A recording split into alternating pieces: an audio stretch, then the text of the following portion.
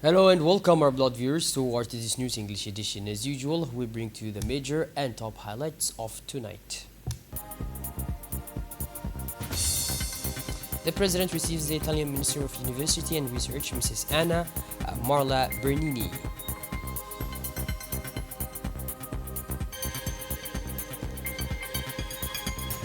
And on the international scene, Africa leaders strengthen their commitment to Somalia.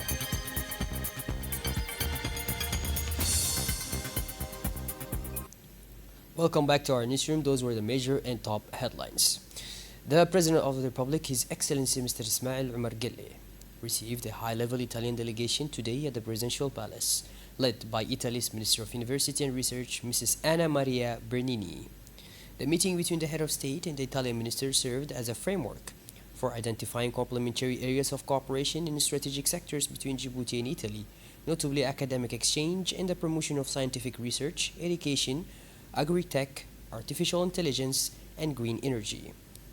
President Ismail Omar Guelleh, the Italian Minister of University and Research, underscored the importance of strengthening a promising partnership to drive innovation, skills development, and sustainable growth for the benefit of both countries.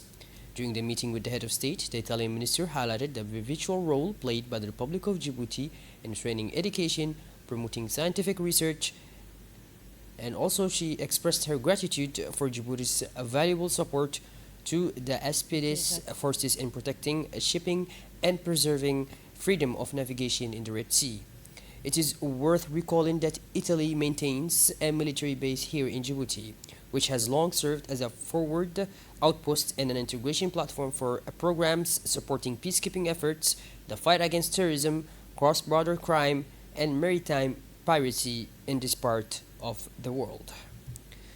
Italy's Minister of University and Research, Mrs. Anna Maria Bernini, highlighted the pivotal role Djibouti plays in advancing education and scientific research. Let's listen to her.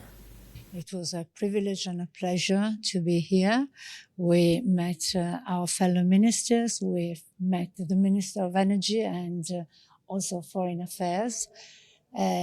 We met as the Italian delegation, the Minister of Agriculture and the Minister of Finance. And the idea is to share projects in three areas: agri-tech,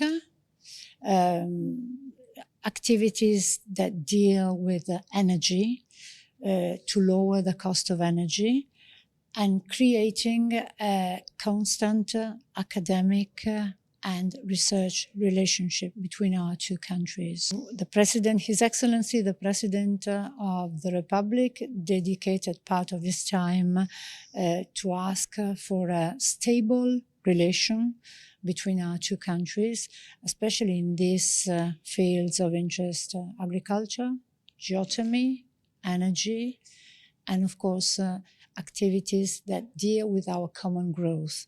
We have so many things in common.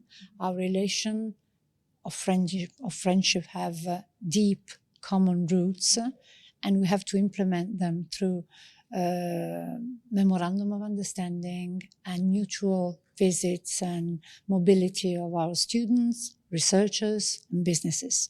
This is a fundamental part of the world that we want to deal with.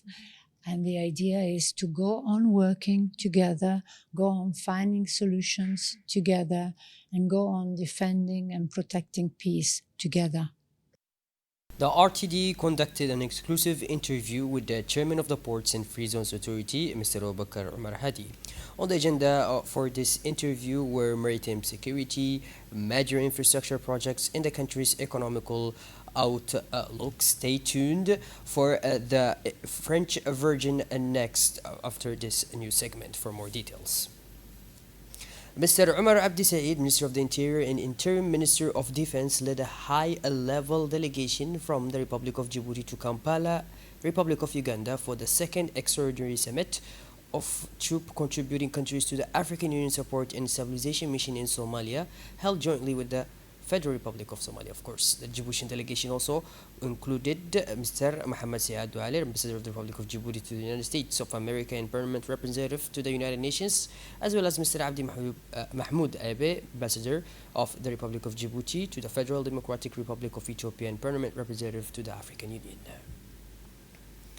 Still with Mr. Omar Abdi Saeed, Interim Minister of Defense, who representing His Excellency Mr. Ismail Omar Gelle, President of the Republic and Head of Government, at the extraordinary summit of troop and police contributing countries to the African Union Support and Stabilization Mission in Somalia, held on 21st of July 2026 in Kampala, Uganda. Bringing together heads of state and government of contributing countries as well as senior African Union officials, the summit focused on the future of ASOM, the security transition in Somalia, and the conditions needed to ensure the mission's continued effectiveness. Speaking on behalf of the President of the Republic, the Interim Minister of Defense conveyed to the Ugandan President, His Excellency Mr. Yuri Kaguta Museveni, the friendly greetings of Djibouti's head of state, along with his thanks for the hospitality extended to the participating delegations.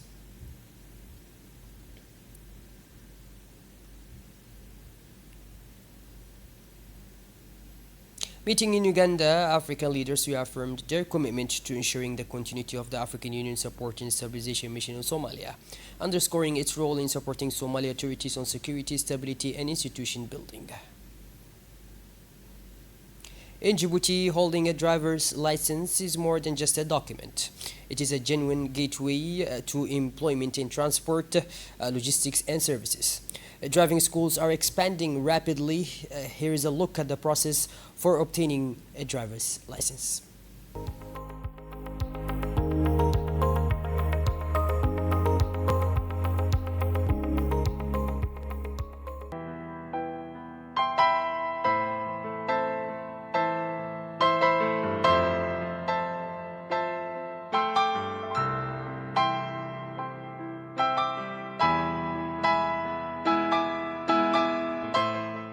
A driving license is an official certificate authorizing the holder to operate motor vehicles across many sectors, including transport, logistics, and both public and private services. Possessing a valid driving license has become a key requirement for recruitment.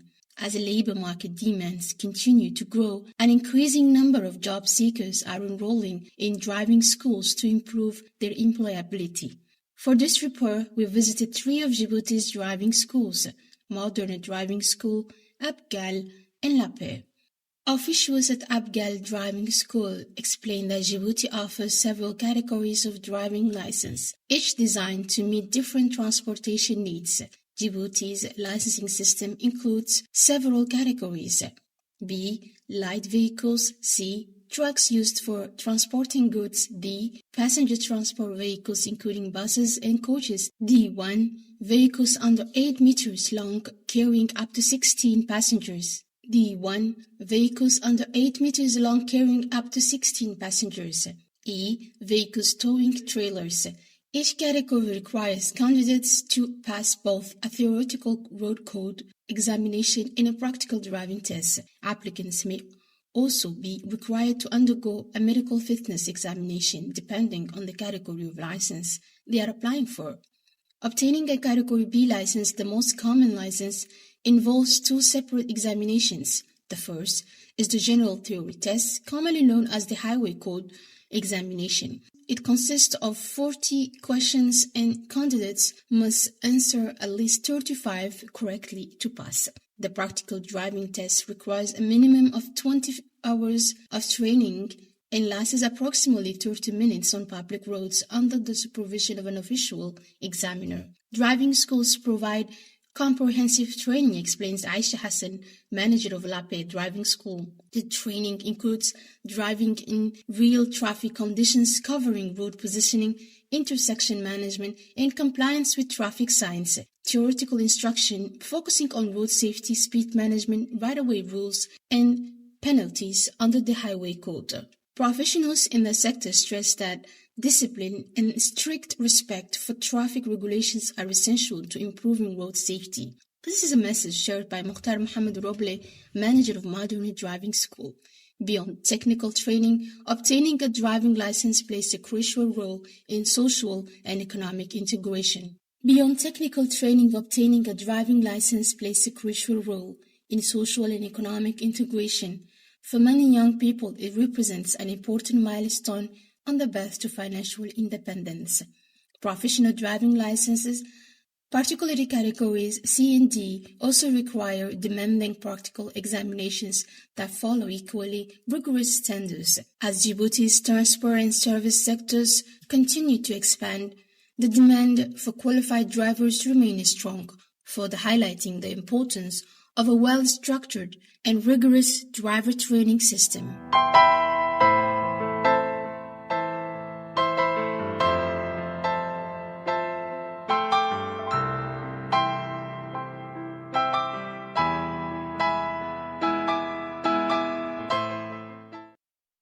As part of the ongoing efforts to strengthen the operational capabilities of its specialized units, the National Gendarmerie held a training program from 26 to 30th July 2026 focused on vehicle intervention techniques of personnel for the National Gendarmerie Intervention Group, GIGN. The training brought together 18 GIGN gendarmes and aimed to sharpen their tactical intervention skills on various types of vehicles in line with operational requirements and safety standards.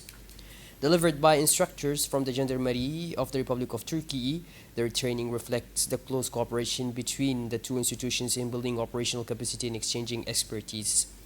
Over 5 days, trainees followed an intensive program combining theoretical instruction with practical exercises. The main models covered including intervention techniques on 3-door and 5-door light vehicles, intervention techniques on buses, vehicle search methods and security pat-downs of occupants, firing positions with automatic pistols and rifles, followed by a live fire practice session. The training concluded on Thursday with a comprehensive exercise allowing trainees to apply all the techniques acquired during the week in a realistic operational scenario. The embassy's military attaché colonel, the secretary cooperation ambassador, the TICA coordinator, and several gendarmes officers were attended. They all attended.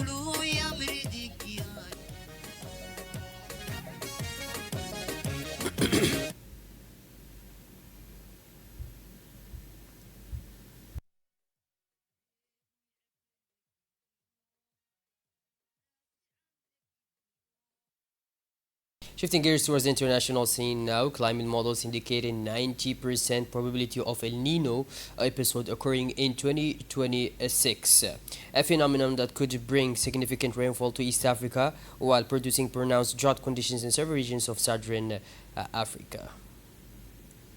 An Israeli airstrike hit a hospital in the city of Dar al-Balah in central Gaza, destroying two of the facility's four medicine storage warehouses. Health authorities reported that the strike also damaged the hospital's outpatient clinics, disturbing part of the medical services provided to patients. Heavy monsoon rains have caused rising water levels in several villages in eastern Pakistan, while authorities and rescue teams continue efforts to support residents and ensure their safety. In some areas, the rains have submerged large agricultural zones, prompting families to move to safer areas using boats provided to them. Japanese authorities continue rescue and damage assessment operations following a powerful earthquake that struck Kumamoto Prefecture in the southwest of the country, with heightened monitoring of seismic activity and possible aftershocks. With an estimated magnitude of 7.1, the earthquake caused damage in several areas, while response and rescue teams continue providing assistance to affected populations and assessing the state of infrastructure. Well, by this, our blood viewers, we finally conclude this edition. Thank you for being with us, and make sure to tune in later for more as usual. Have a wonderful evening and take care. Thank you.